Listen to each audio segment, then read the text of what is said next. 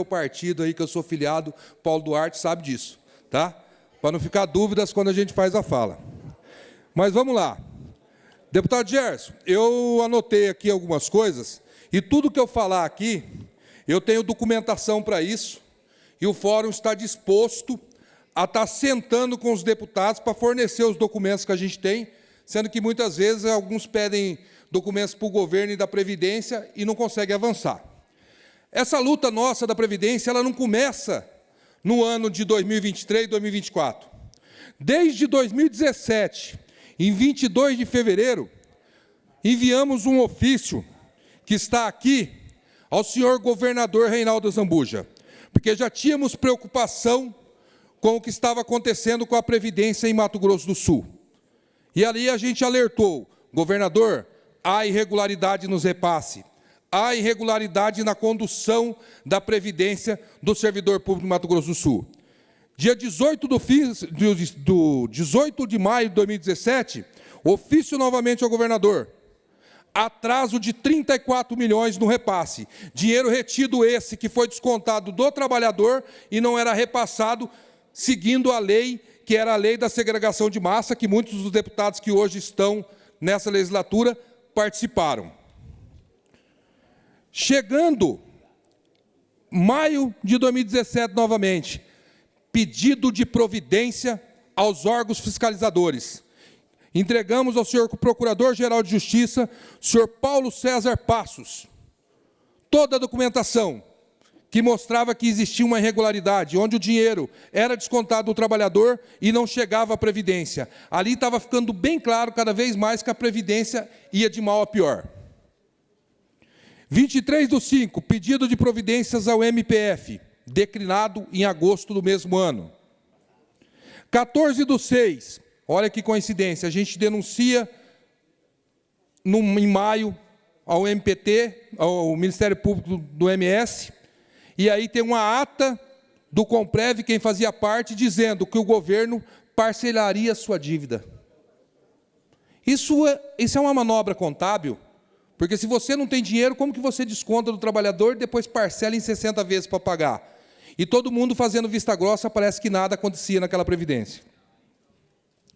Quando chega em 13/7, novamente, uma surpresa de 2017, que se discute o projeto onde acabava com a segregação de massa.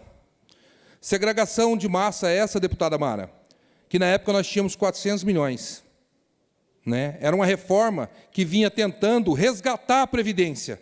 Ela salvava quem entrava a partir de 2012, quem não conhece do assunto, mas acho que todos conhecem, e conforme o caixa fosse melhorando, a gente começava a resgatar.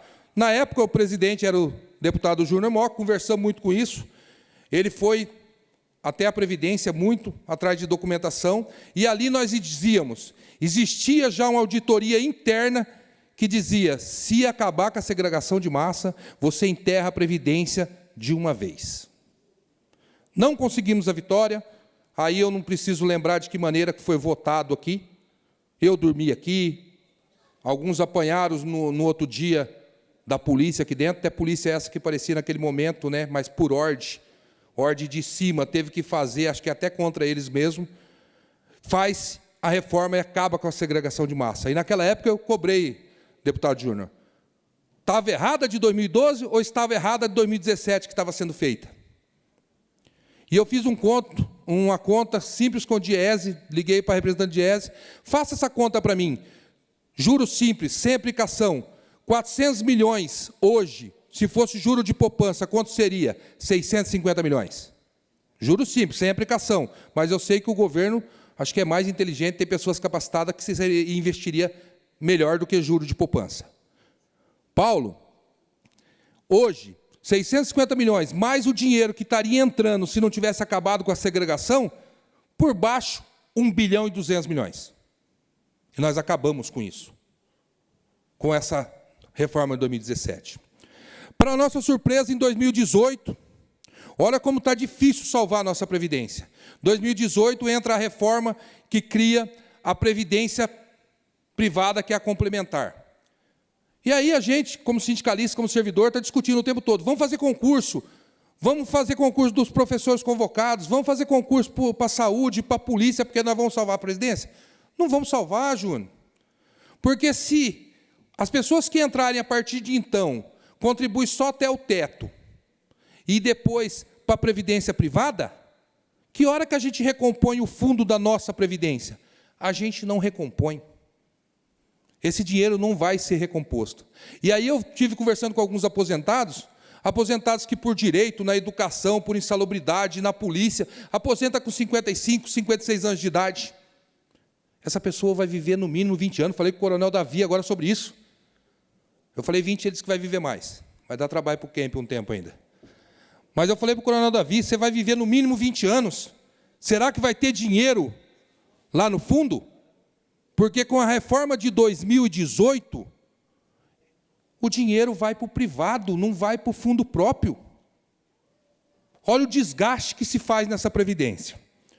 2018, oficializamos, tanto no dia 13/7, governador, deputado Júnior Mock, como presidente da casa, 2/8, relator, o Barbosinha, mas, infelizmente, o projeto passou. Passou, de goela abaixo, sem a discussão com o trabalhador. Porque eu falo que a discussão com o trabalhador tem que ser discutido, o Bianco está ali, que desistiu de ficar no Comprev. Porque tudo que se anotava de irregularidade no Comprev não era respeitado. O conselho já diz, aconselhar, estudar números. Só que se não é, acaba com o Comprev. Para que eu tenho Comprev se a gestão não o respeita? Aí vem a reforma de 2020. A reforma de 2020 é a pior. Que aí a gente tentou durante a pandemia e tomamos essa reforma durante a pandemia, quando a gente não podia estar dentro dessa casa, que é a casa da democracia. E aí taxou os aposentados até abaixo do teto. Então, na verdade, quando a gente discute, são 3 reformas. Se você for aprofundar, tem mais reformas nessa história de Mato Grosso do Sul. Eu estou com 7 minutos só? Eu tenho bastante tempo. Mas vamos lá. Contextualizei um pouco, gente. Se vocês forem atrás com a comissão que vocês têm aqui de atas do Comprev, todas contam história da Previdência. Todas contrárias a essas reformas, que não foram respeitadas, que vai subsidiar vocês. Aí eu começo a perguntar, Gleice, que está nos apoiando aí, a Gleice falou que é muito solidária nisso, está muito por dentro do assunto. Que momento da história? Porque agora a gente vai ter que começar a analisar qual é o momento da história. O momento para o futuro, o momento para o passado. Que momento que realmente o governo, e aí a gente passa por todos, a gente tem que elencar todos aqui.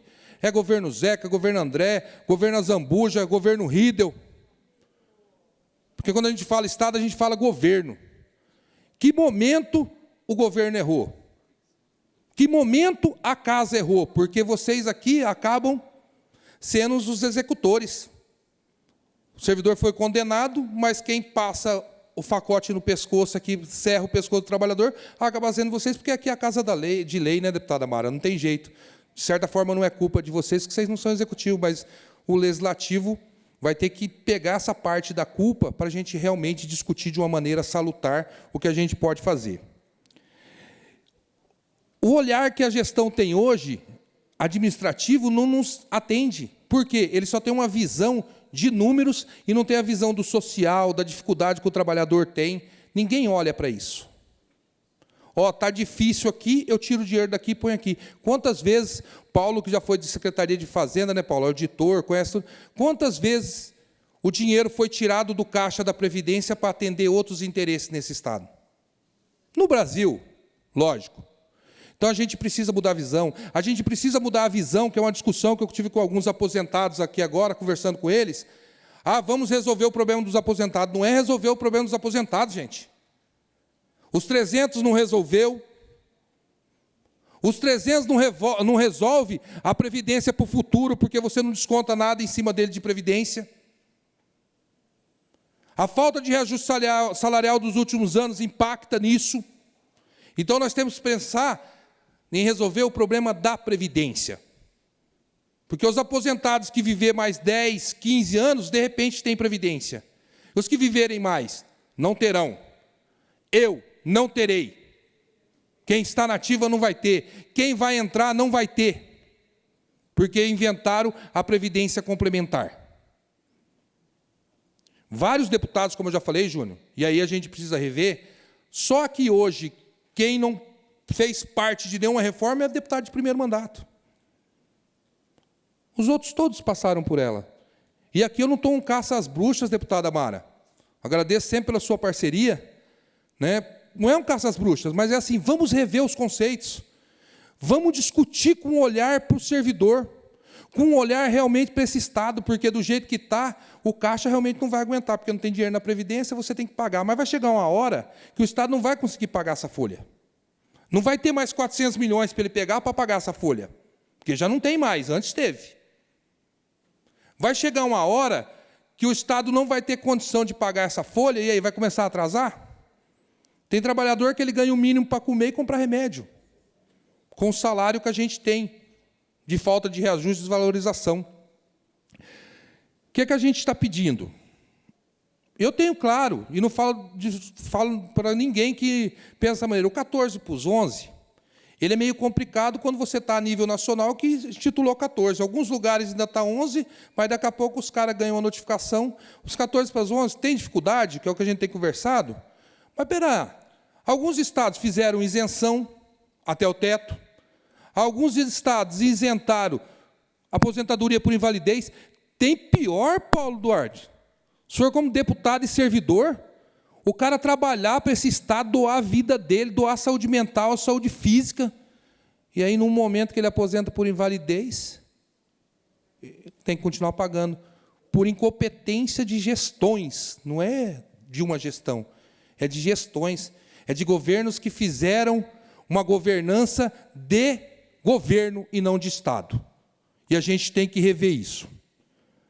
Qual foi a reforma que deu errada?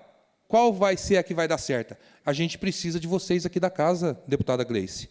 E aí, acho que os nomes que eu me recordo da senhora, deputado Paulo, está na de Previdência, né?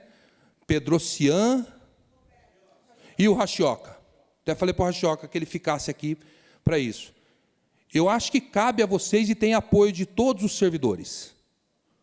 O fórum está disposto a sentar com vocês. Não sei se vocês têm a auditoria da Brasilis, né, gente? Acho que Brasilis, não sei se vocês têm, a gente tem. Foi difícil de conseguir na época, mas nós temos. Que a reforma, na época que nós mostramos até para o deputado Júnior, foi, Júnior, olha aqui, olha como está a saúde. Só que também foi todo mundo atropelado na época, até vocês não tinham como. O projeto caiu aqui, tinha que ser feito. O que a gente apela hoje, gente? Que a comissão, que seja de Previdência, que seja a Assembleia como um todo, deputada, a Assembleia como um todo, abrace realmente o servidor, mas não é abraçar o servidor e, em consequência, o Estado, que, na verdade, esse servidor é o servidor que atendeu o Estado, que atende o Estado, mas vamos fazer de uma maneira que o servidor possa participar dessa discussão e vamos resolver o problema junto. Porque não dá para a gente andar nesse município de Campo Grande e ver vários conjuntos habitacionais que foram construídos e aí fizeram política com o dinheiro do servidor. A lei que passou aqui, deputado Júnior, a gente tem que verificar, porque a gente não consegue ver números. Os 400 milhões voltariam para o Caixa. Não está na lei? O senhor sabe disso, senhor era o presidente. Esses 400 milhões voltou para a Caixa? O Bruno está lá no conselho. Não voltou, Bruno, sabe disso. Então foram passando leis, aí eu quero entender assim, a casa foi enganada, deputado Júnior, porque prometeram para vocês que era uma reforma ali temporária, mas esse dinheiro voltaria. Esse dinheiro não voltou. Então eu acho que hoje, e aí a decisão é de vocês, mas não dá para toda vez vir aqui e pedir para, arruma um dedo.